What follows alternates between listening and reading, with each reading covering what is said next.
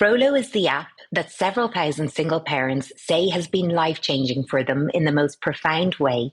If you're a single parent and want to connect with other single parents and open yourself up to an amazing support network and new experiences, then the Frolo app is the one for you. The Frolo app has two modes: community mode for meetups and holidays, guidance and support, chats, and discovery to make it easy to find like-minded local single parents near you. Dating mode is a mindful, safe, and respectful dating offering where everybody is there to date another single parent. All users on Frolo are verified, putting our user safety first always. The Frolo app is free to download and use, with the option to upgrade to premium for access to lots of additional premium features for an elevated experience, which makes it easier than ever to access the incredible connections and experiences you're looking for. To download Frolo, search for Frolo, Frolo, on the App or Google Play Store, or go to www.frolo.com for more info. We can't wait to see you on the app soon.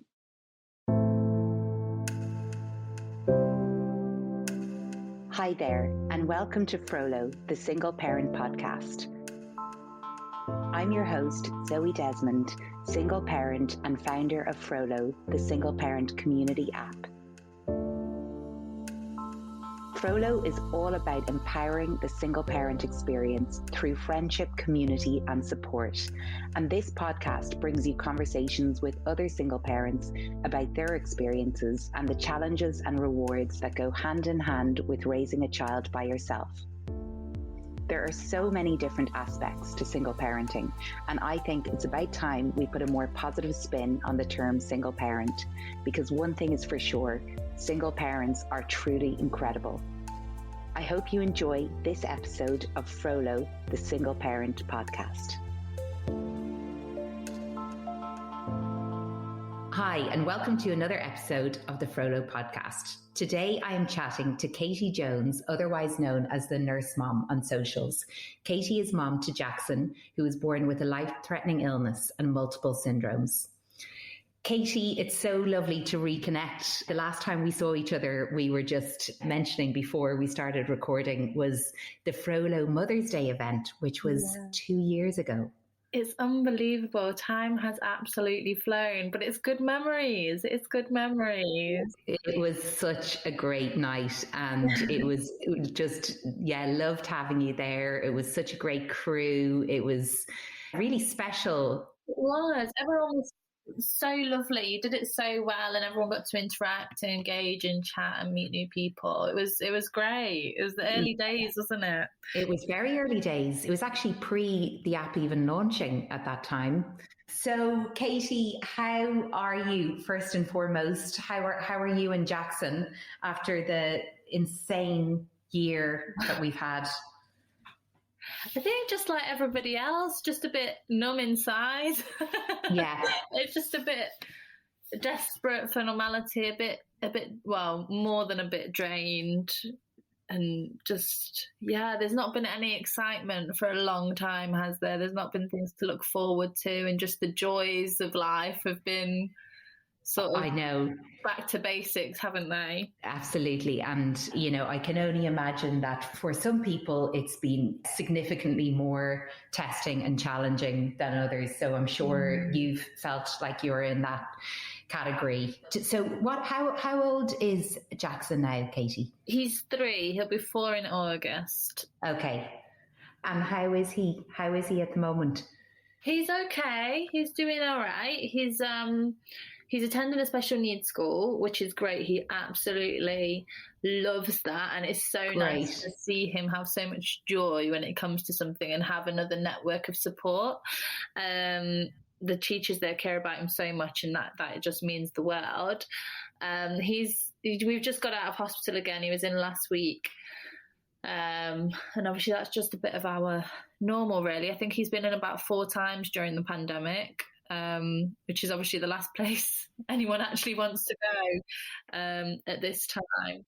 Is that a routine thing that happens, or does something come up and things come up? It's always like a urgent admission kind of thing.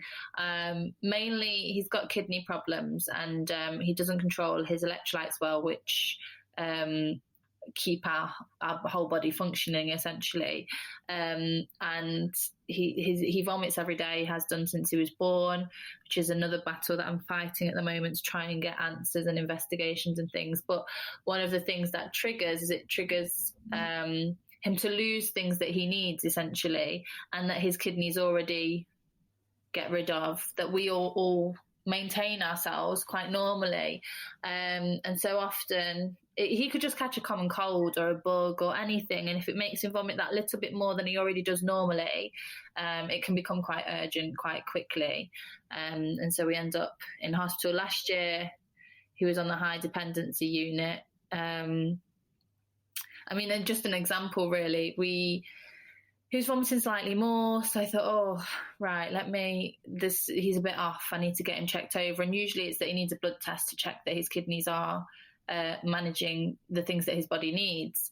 And we go in, and every single time, for some reason, I always think it's going to be fine, and you're going to have taken him into hospital for no reason, and it's going to be you've made the wrong judgment call kind of thing.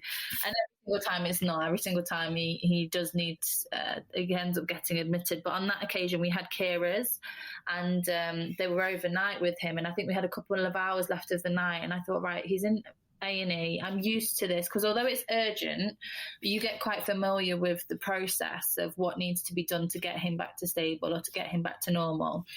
And so I was like, right, they're going to put him on IVs. He's going to need to be checked for 24 hours. They're going to need to keep doing blood tests to check him. So I'm going to be needed to be on like high alert tomorrow daytime with the doctors and everything. So I need to go home for this couple of hours whilst his carer's here and get some sleep so I can come back ready for the day. Obviously not ready for the day on 2 hours sleep, but as best as I can.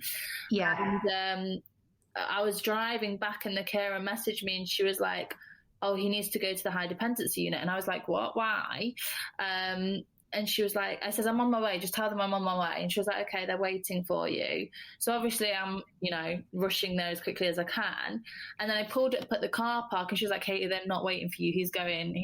Oh, God. And my heart, I was literally crying. My eyes were streaming on the way up there, just running to be by his side. And when I got up there, he's got these defibrillators on his pads on his chest where they're ready to, they're preparing for him to go into cardiac arrest. And it sounds a lot, but that's kind of, it's not so out of the ordinary for us. I mean, I say that, but then if I imagine with that, you'd picture sort of a child really ill and lying down and, barely conscious. And actually he was sat upright, drinking, having a look round, because he's really asymptomatic. He doesn't really show on the outside what's going on the inside. But that's basically what happens with this. You poor thing. That is so stressful. And does Jaxon, you were saying he was sitting up and sort of seemed, I guess, well in himself in that respect, but do you think that he's almost kind of used to these situations now, or how does he respond? He's very familiar with the hospital, so he's very familiar with staff and uniforms and masks and things like that. He's not, he's not opposed to them. I imagine if you've got a child that hasn't been in hospital before, it's a bit of a like, whoa, what's this kind of thing? What's these surroundings? He doesn't have that element to it, but he does require a lot of blood tests, which he absolutely screams about, that are really traumatic for him. So there's that element to it, but he's also really good at, he will play with the nurses. He'll entertain everybody, even with those defibrillator pads on. And so he's quite spectacular in that way. He's probably, I think they say that about children, isn't it? That I always think that he doesn't have, I don't imagine he has that sort of memory. I think as adults we can often live in the past a bit, or definitely, really sit on something and really stew it and, overthink things. Or, if I get told, oh, you've got to bring him in tomorrow. Let's say last week, his bloods were abnormal on Tuesday. So they said, you need to bring him in they called me on Thursday and they were like, you need to bring him in tomorrow. So it was kind of planned, but kind of not. And so that Thursday night, I'm thinking over everything. I'm overthinking, I'm worrying about how he's going to feel. I'm worrying about the blood test, how traumatic it's going to be for him, how long he's going to be in for. And I don't think he has that. Well, I know he doesn't from the warning side of things, because obviously I don't tell him, we're going into hospital tomorrow for him to panic and worry. But I also don't think he's got that level of understanding yet anyway, which I think is a blessing. Absolutely. Anyways. And Kaytee, so Jaxon, as you said, is almost 4 now. So, going back, say, 5 years in time, what did your life look like? Oh my gosh. Well, the year before I had him, actually, I was traveling. So I was at uni, I was a student nurse. I did a lot of pole dancing for fitness, I'll add in there. So I was quite active, and I think I did like a placement in Madrid as part of uni to do a Spanish course. I went to Thailand and did a nursing elective course over. Amazing. I stayed for an extra 4 weeks, partied with Anthony Joshua. Nice. When you think, I had a good year, that sounds like a very good year. A good year. It's interesting, isn't it, when you look back pre-children, because it's like you can't imagine life without them. Yeah, it has changed a lot. That's why I asked. I always think it's really interesting to get a sense of somebody, pre-mum. Pre-mum, exactly. And so Jaxon's dad, had you met him at this point? Was Jaxon's dad on the scene? Yeah, so I was with Jaxon's dad for about 6 years before I had him. So I think, but we had broken the year before, we broke up for about 6 months or maybe a little bit more. We just weren't going on. It was a long time. We'd been arguing it felt like we'd been arguing for years, or just disagreeing, bickering, those kinds of things. And we broke up, and then we got back together after about 8 months. He proposed to me on the Boxing Day, and I found out I was pregnant 4 days later. No way. And then we broke up when Jaxon was about 3 months old. So, I kind of feel like it just happened to have Jaxon. It was obviously meant to be. Yeah. Wow. To find out that you were pregnant 4 days later, and was that a surprise? It was a surprise, yeah. It definitely wasn't planned. I was still in uni.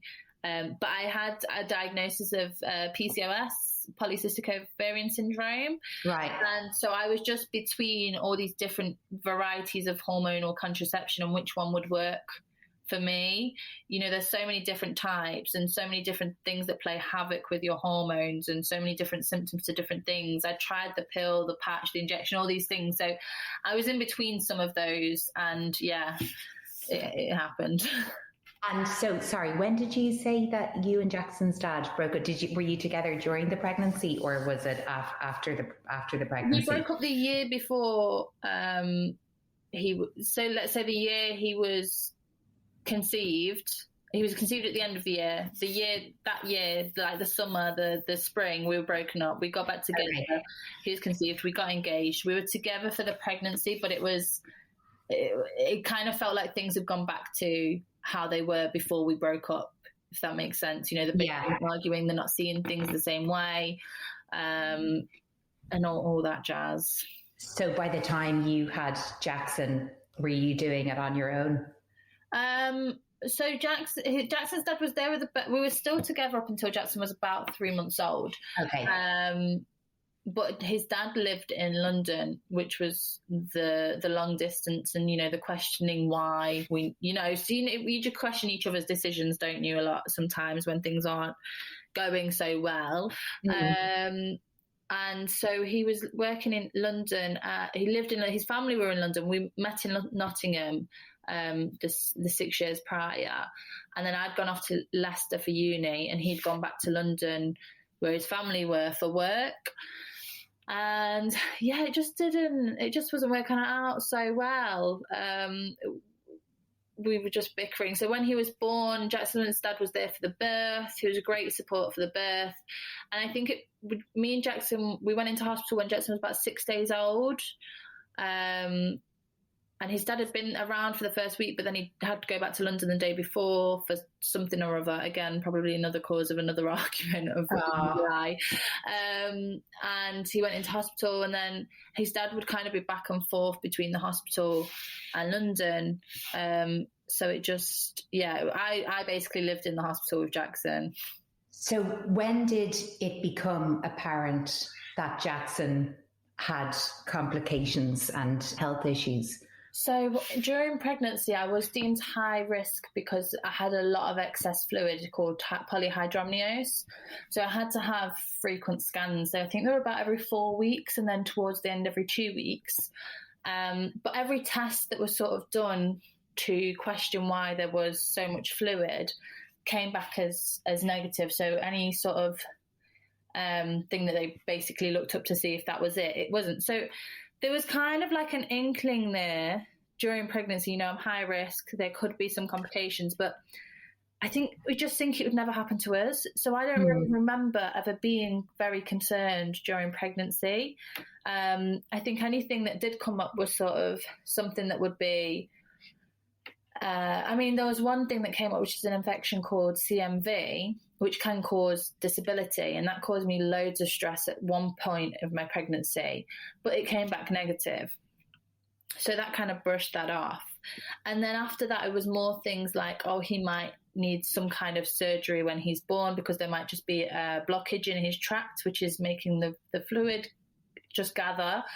But again, I didn't really believe it. I signed these consent forms or whatever. And when he was born, he passed all of the newborn checks. There were no complications whatsoever when he was born, which was obviously a relief, but not as much as a relief as I really knew, because I hadn't really expected it in a way. Despite having been told, hearing these high risk, blah, blah, I didn't really register much. So he passed all his newborn checks. Then he had jaundice, so he stayed in for a couple of days, but that was fine. It's really common. I wasn't worried about it at all. And then I think on maybe day 3 or 4, when we were home, he had like a lump in his groin. So we went to A&E, and it was a hernia, but they said it can be operated on in like 6 weeks. It's fine. And again, it was a couple of things that are quite common or well known and quickly repairable kind of thing. And then when he was 6 days old, we went in, and I'd rushed him in from my mum's house because I just felt like he was floppier than normal. It seems like loads of things that really weren't that big of a deal, but I just felt like something wasn't right, and I rushed him in. And the doctors were brilliant. They listened to me and basically did tests based on mum's instinct and nothing else, because they could have really brushed it off as the jaundice that he'd had, and that, making him sleepy and making him not eat properly because it's just wearing off of it kind of thing. He's only 6 days old. But then they did all these tests, and basically every test, kidney test, heart test, brain tests, urine tests, everything came back with something. And that was probably over about, for his first year, I was getting diagnosis after diagnoses. The first heart scan looked like there was a hole in his heart. His urine test came back that he was positive for CMV, which can cause severe disability. His kidney scan showed bilateral kidney reflux, which is where the urine goes back up to the kidneys after it's gone down to the bladder, which causes infections. There were just so many things. And so they started to look into genetics and, what syndromes and things like that. And I think there was just so much, honestly, so much compounded into that 1 year.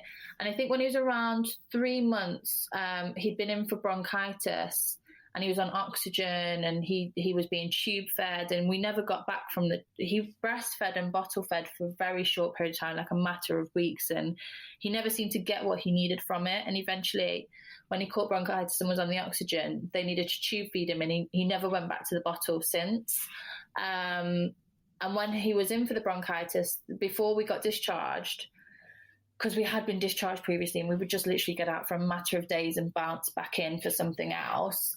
His paediatrician was like, well, let's double check his heart again. I know it's supposed to be in 6 months' time, but it's been 3 months. Let's just double check. And that's when we got his heart diagnosis, that he's got severe hypertrophic obstructive cardiomyopathy, which basically means his heart is like 4 times the size it should be. Right. So it's huge, but the insides of it are very small, so it can't carry much blood. It's a lot of muscle, basically. And that was life-threatening. So we had a cardiologist from Leicester, the local cardiac centre, come over, and she basically told me, so I was like, oh, so are we going to be in here, for a lot longer? And she was like, no, you can go home. But, you should make memories, and he's at high risk of sudden death. And it was just it was a lot. I'm just trying to imagine how you coped with all of this. It just seems like so much it was stuff. I just felt like I was being physically hit over and over again, different diagnoses. And then I got his diagnoses of his 1p36 deletion syndrome, which is part of a chromosome missing, which can cause heart problems, but not the one that he's got. Seizures, kidney problems, learning disability. Because at this point as well, I think he was 3 months and he wasn't smiling yet. So there was a few milestones that just weren't quite being hit yet either. He couldn't hold his head or anything like that. So we got that, but then he had so many problems with his kidneys and electrolytes and things that kept him in hospital that we still have problems with to this day, that it wasn't all fitting under this umbrella. At first, they tried to put it all under the CMV umbrella, this diagnoses that can cause severe disability. But they, the list of things that are known to CMV, he started to branch out of. So that's when they did the other tests, and he got this 1p36 deletion syndrome. And then again, he just had so much going on that they didn't fit under, no matter how much they tried, they didn't fit under either of these umbrellas either. And then they did another genetic test when he was about 8 months, and he has something called Bartter syndrome that affects his kidneys as well. And he's literally the only child in the world, or the only person in the world, with those two syndromes together.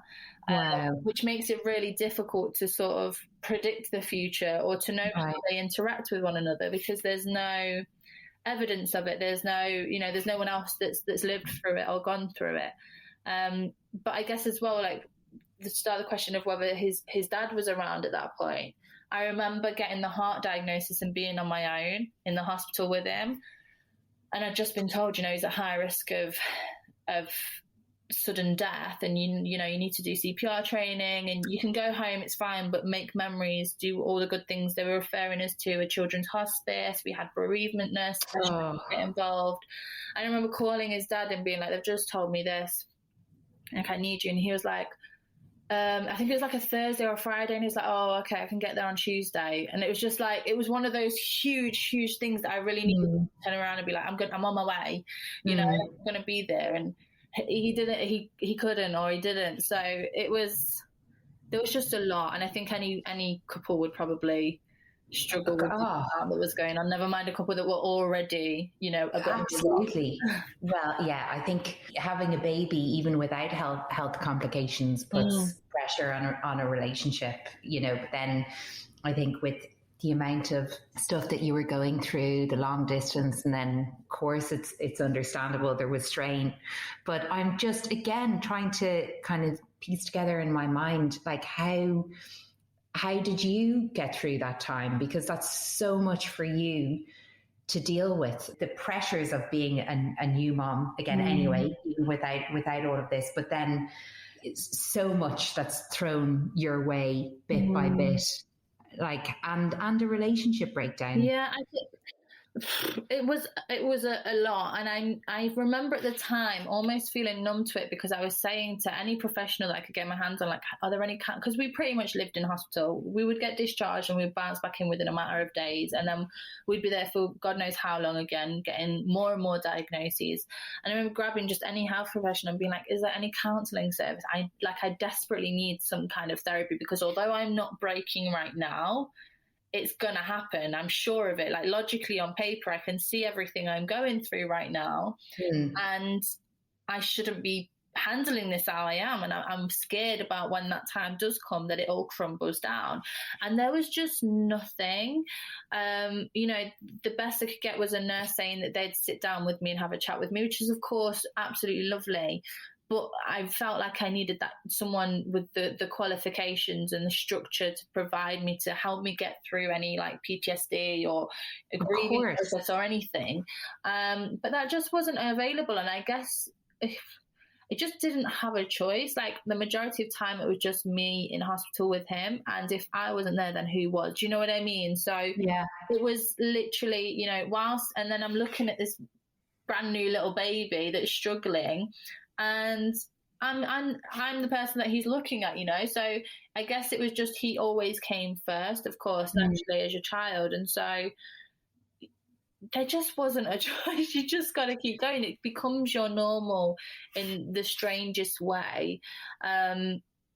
And yeah, you just have to get on with it.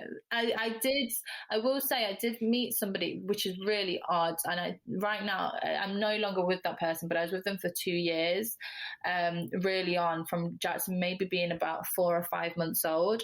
And I definitely think they got me through a lot, just having a person to lean on, to talk to have a happy times with. Do you know what I mean? To have someone to go for a meal with, or to go for a walk with, or have a break with, and have that, you know, when you meet someone new as well, you've got the excitement. So I did have like a little happiness on the side. Well, I am so glad to hear that, because I honestly, I cannot understand how one person could be built to contend with all of that alone without emotional support. So I'm glad to hear that you did have a bit of respite. And I read that you say that as well as becoming a mother, you became a self-taught physiotherapist, occupational therapist, speech and language therapist, dietitian, children's nurse, and renal and cardiac specialist, and more. So that kind of gives, you know, a sense of the amount of responsibility and weight and pressure that you've been under. Yeah, I mean, and credit to all of those professionals who do have those qualifications, because obviously I can't claim to be doing what they do exactly, but you know, a lot of the things that you learn, so for example, physiotherapy, speech and language therapy, you will have a professional come either into your home or into the hospital and tell you what you can do for your child to help them speak, walk, move, you know, all these different things. And then it's down to you to do those things with them every day religiously. And, you know, you might check back in 2 weeks, or if they're doing well, a month, or, you know, might see them in 6 weeks' time, or you might not see them for 6 months. You know, some areas there have been there has been a lot of understaffing. And so, you know, things do get missed. So as the parent, you do have to take on those roles in order to give your child the best chance when they are facing challenges. Absolutely. Well, I can't even imagine. I mean, even I just think back to things like weaning, and you know, there's just so many things that just feel so kind of it's a whole different world, because I can't even imagine those things. I can't imagine, because I've not had a child before. This is my own experience of parenting, so I can't imagine it being any different either, in a strange way. Yeah.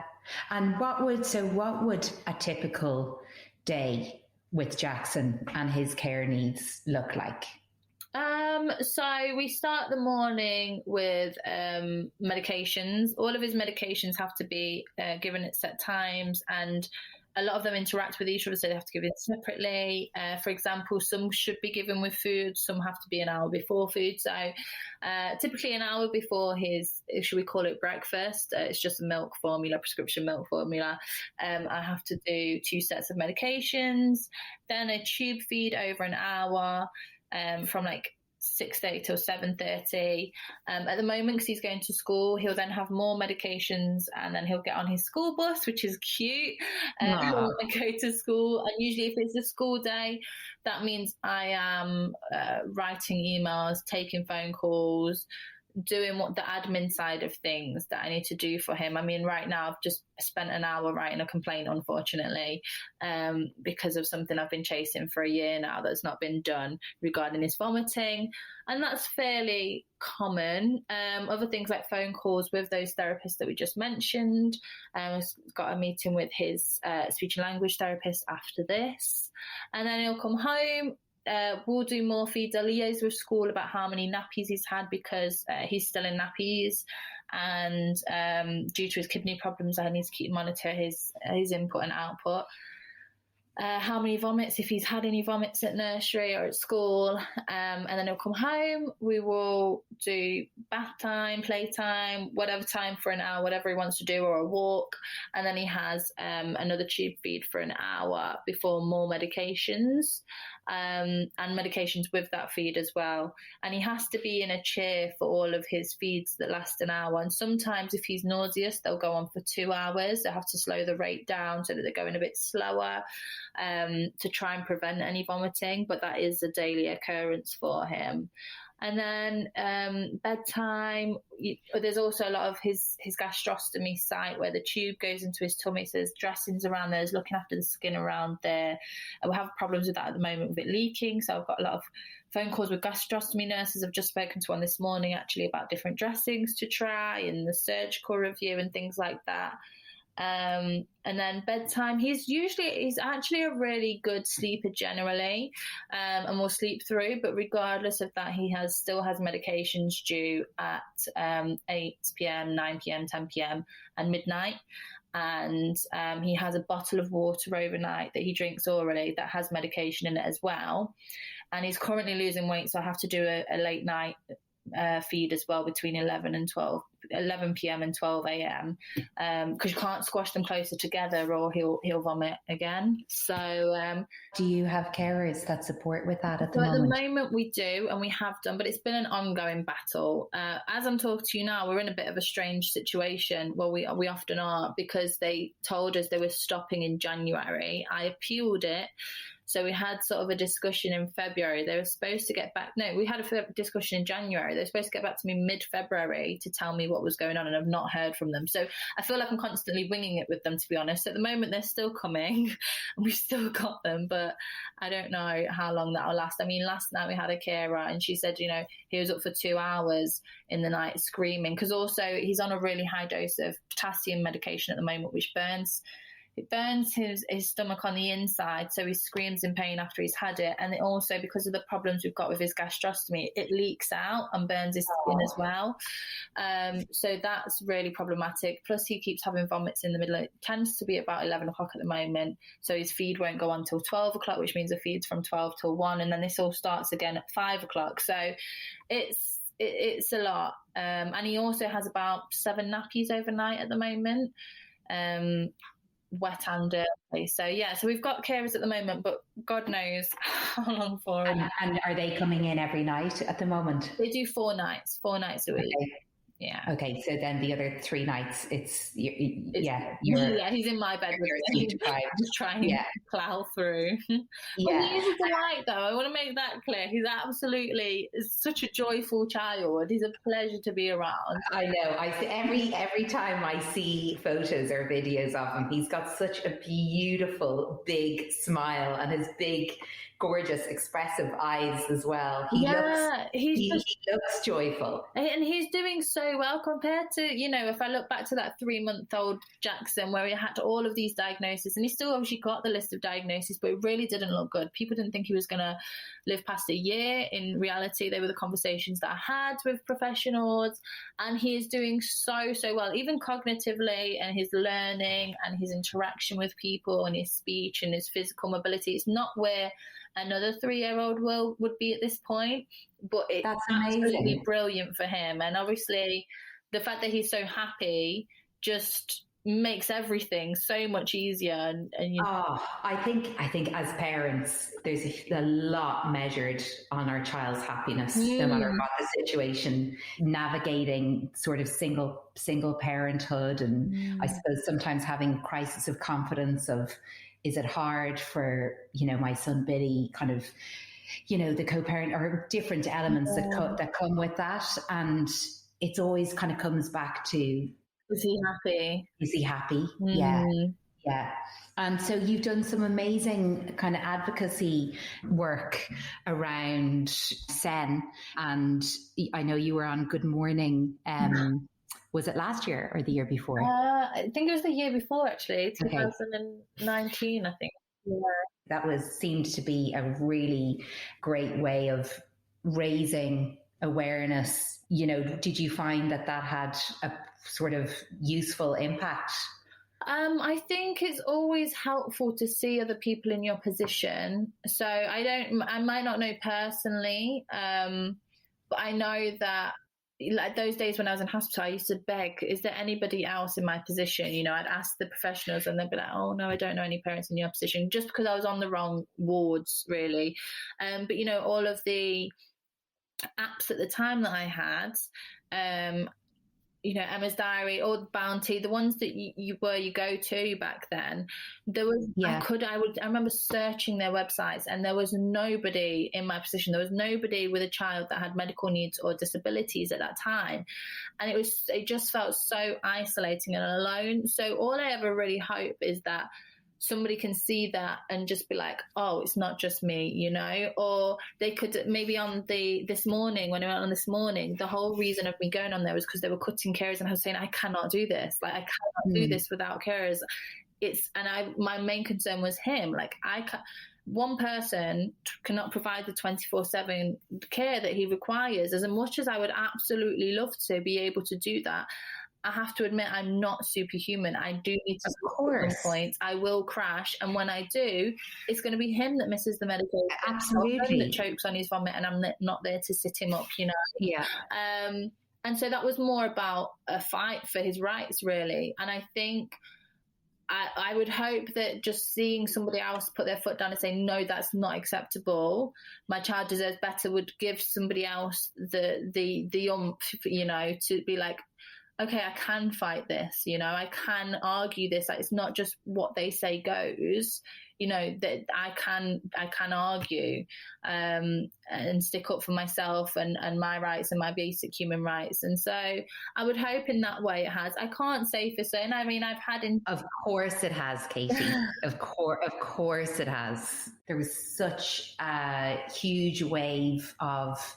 I suppose, one disbelief, like that, you know, you were actually having to fight for such a basic human right. And of course, like, such a wave of support for you. And I'm sure that so many people watching it who have the same struggles felt less alone because of it. And I'm sure there's so much good that it did on so many levels. Yeah, I would hope as well that they would see the support that I've got and realize that they can get that too as well, because the support I got was so overwhelming. It was absolutely wonderful and it got me through. I wouldn't have got to where I got to without people supporting me and showing that compassion and care and saying, no, Kaytee, that's not right. And that still stands to this day, where there'll be things where, you know, like I say, his daily vomiting, and I'll be, you know, stressed about pulling my hair out about it.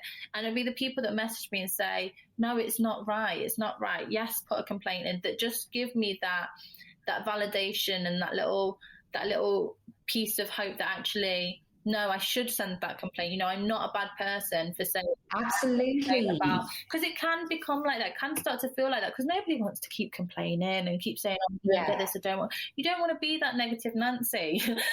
You can start to question your own things. You know, oh, should this be normal? Should I just, you know, be getting on with it? Is there something wrong with me that means that, you know, I can't? I'm saying I can't provide this, but maybe I should be able to, you know. And it starts to become a really heavy weight on your shoulders. And so a lot of the time the support and just the compassion of other people just saying no, you know, it really helps. And I hope that people see the support I've got and realize that they can get that for themselves, and it is out there, because obviously so many people saw it with me.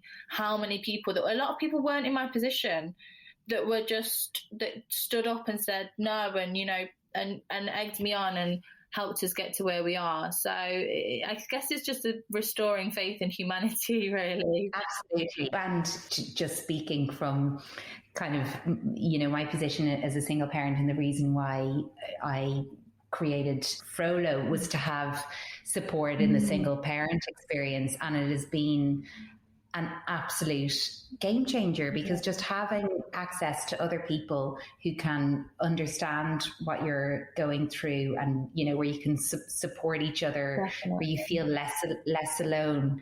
Like, we all fundamentally need that for our own, like, sanity. It makes such a difference.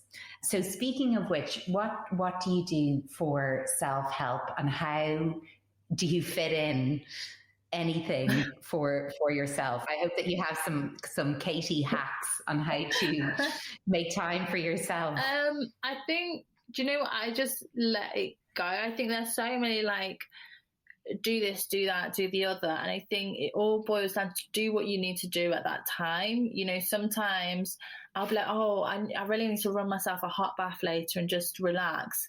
And it'll get to the evening and I'm shattered.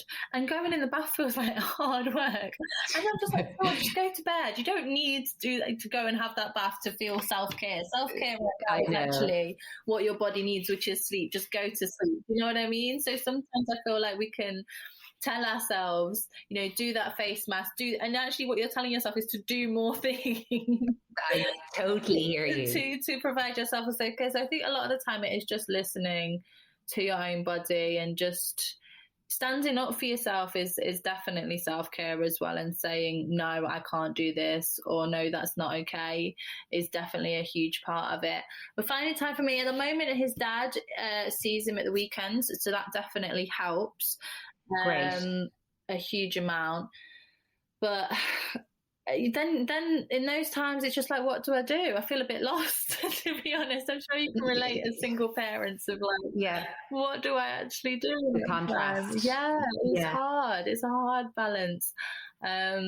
But yeah, watch Netflix and chill. Go to sleep. Sleep is my best friend. That's self-care. That is, of course, sleep is the ultimate weapon in life. Yeah, I find.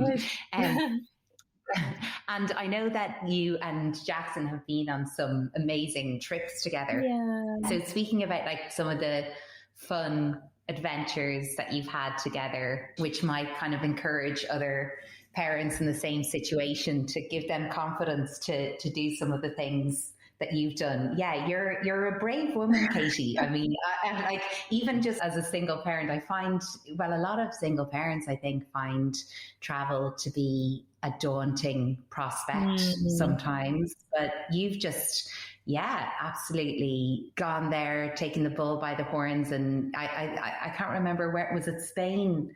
Did you go to Spain? I've been to a few places with him. I think the driving factor was, for me, travel has always been therapy anyway. It's like an sense of escapism. Getting on a plane is just the biggest thrill.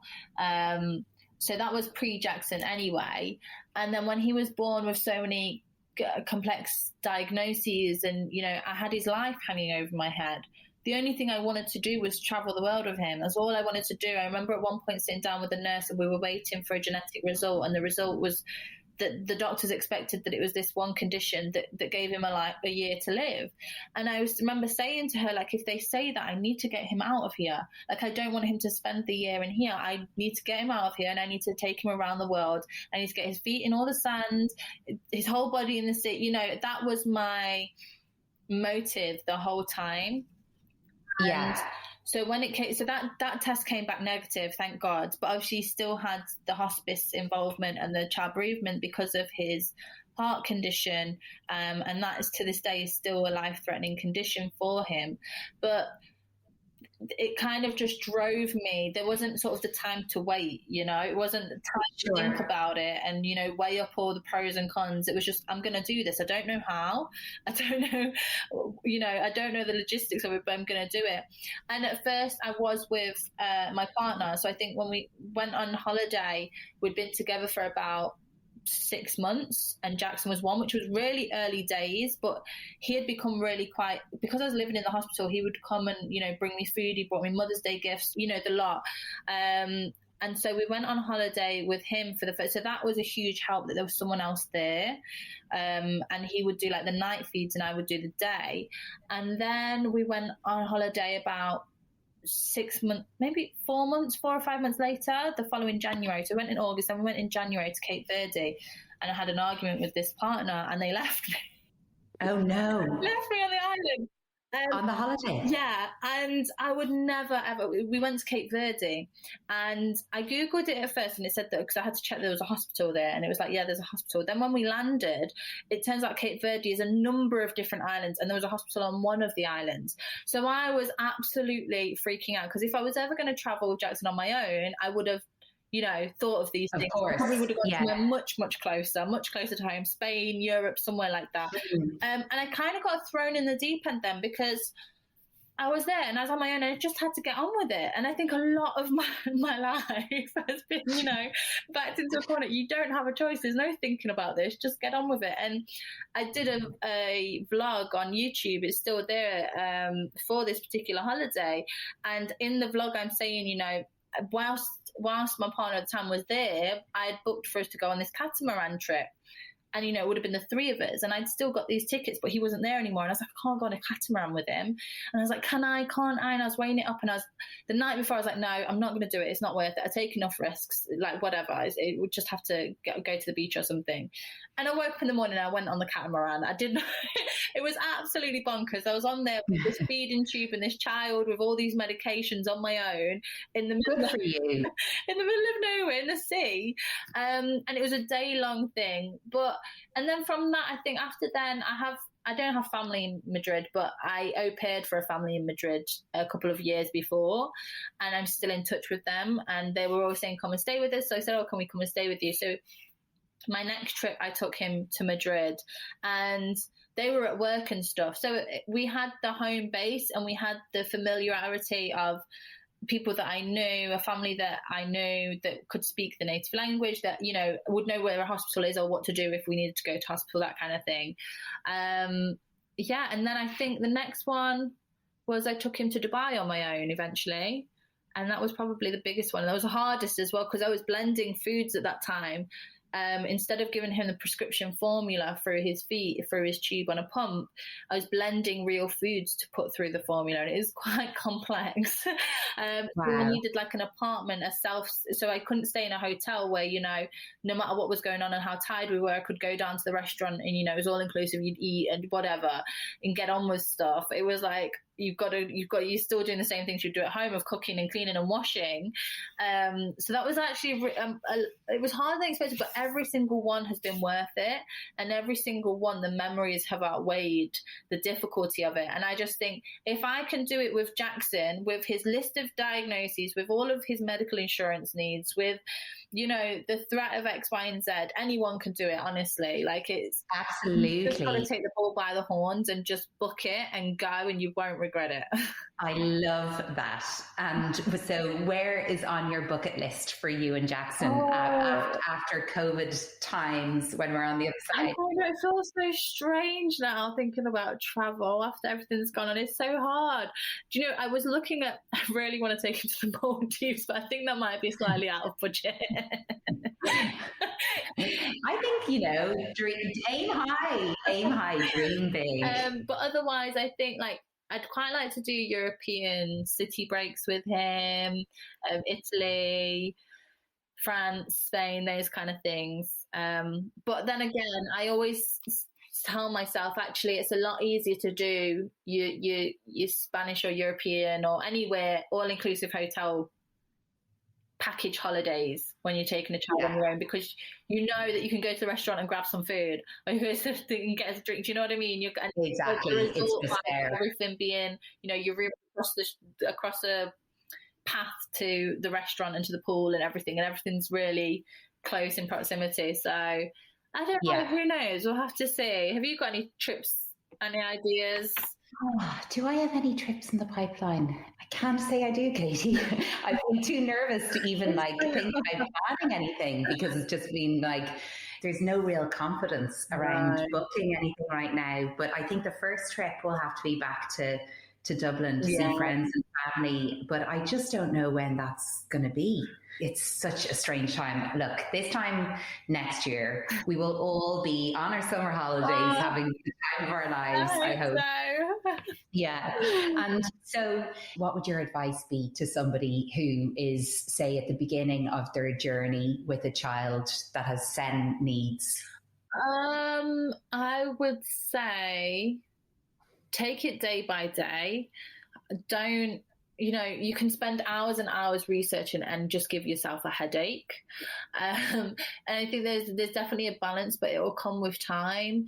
Probably the key things is just self-care, is to whatever you need, do that. If you need to spend all night researching, spend all night researching. If you need to sleep. Like, do whatever you need, because it's going to be a long trip, and it's going to become your normal, and it takes some time to adjust, and that's absolutely fine. Everything takes time to adjust to. Every change in the world takes time to adjust to, and it will all work out.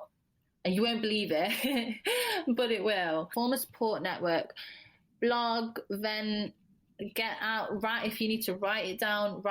Anything you need to do to get your thoughts out of your head and clarification, and, you know, search for the services, but if they're not there, do what you need to do. And yeah, build a support network. Google, search blogs, search Instagram, search social media, search hashtags. That's literally what I did at the beginning. I found people that I found through hashtags on Instagram. Like, that was the beginning of my support network. Wow. Well done. I'm sure you have paved the way for creating the Sen community. I wouldn't take that badge of honor. I think you've raised a lot more awareness than you give yourself credit for. And then finally, Kaytee, if you were to go back in time and speak to yourself that, you know, at the beginning of this journey, what would you tell yourself? I'd probably just say you're doing everything you can. You're doing everything right. I don't think I'd change a thing. I wouldn't try and change anything. I'd just say what's meant to be will be, and you're doing a great job. That's lovely. Kaytee, it has been so lovely chatting with you, and honestly, I am in complete awe of your courage and strength. You are one of a kind. But you really, really are. Thank you for sharing your and Jaxon's story with me and the listeners. Thank you so much for having me, and thank you for anyone that's listening. Where can people find you if they don't already know about your page? Mainly Instagram at The Nurse Mum, and then that kind of signposts anywhere else, but that's potentially where I live these days. Perfect.